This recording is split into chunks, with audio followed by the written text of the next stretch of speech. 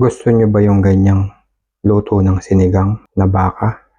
Malasa, masarap at tamang-tama yung kanyang asim. Tara, magluto tayo. Ayan, pinapakulo ko muna yung ating beef at pinapalambot.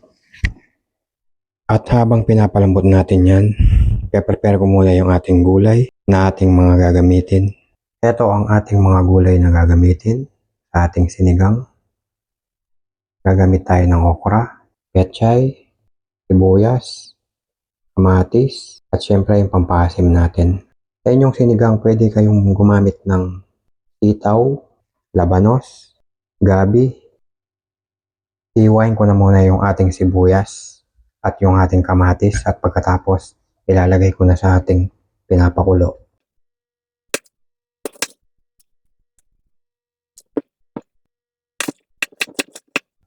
At pagkatapos yung ating kamatis, iwain ko na rin.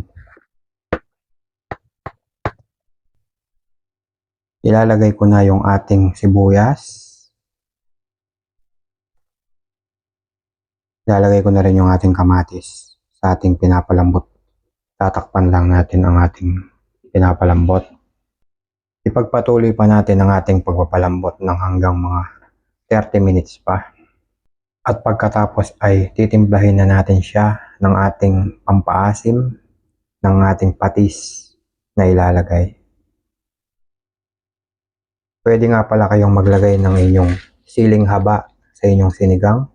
At ako ay hindi na ako nakapaglagay, hindi na ako nakabili. Ngayon hihiwain naman natin ang ating pechay. Tatanggalan ko lang yung matigas na bahagi niya. At yung ating okra ay hindi ko na siya hiwain kasi maliliit naman sila.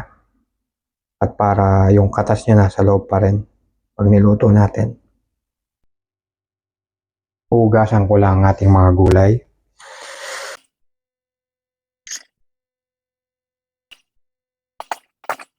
Pagkatapos yung ating okra, lilinisin ko rin.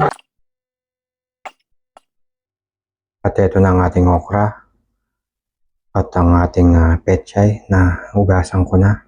At ngayon tingnan natin yung ating pinapakulo.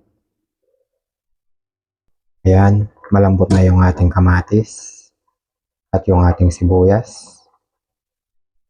Nalulusaw na. Makalipas ang 30 minuto, yung ating sabaw ay medyo natuyo na.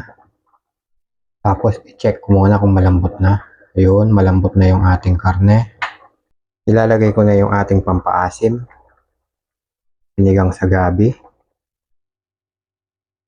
Depende sa inyo guys kung gaano ka-asim ang gusto nyo sa sinigang ha. Haluin ko lang. Meron kasing na gusto sa sinigang hindi maasim. Lagay ko na yung ating patis. Mga 3 kutsara. Depende sa inyo kung gaano karaming gusto nyong lagay na patis ha. At haluin ko muna. Tapos titikman natin kung maasim siya o kulang siya sa patis. Ayan, natanggal na yung laman sa buto. Ngayon titikman ko muna siya kung ano nang lasa yung ating sinigang. Tama-tama yung pagkakatimpla. Tama lang yung asim na gusto ko. Hindi siya maalat, tama lang. At okay na yung kanyang lasa. Ilalagay na natin yung ating okra. Para lumambot na siya, yung okra. At pagkatapos haluin, ilulubog yung mga okra. At tatakpan. At palalambutin muna natin yung mga okra natin. Ayan ang ating okra, malambot na.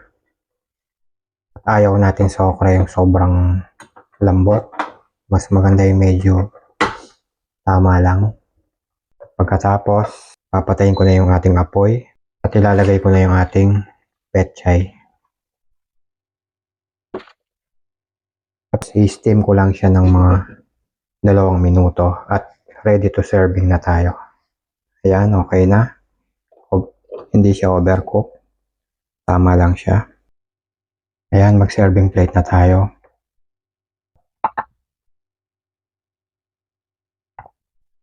Ayan, ang ating beef buto-buto na sinigang. Masarap yan. Papawisan ka talaga dyan sa sarap.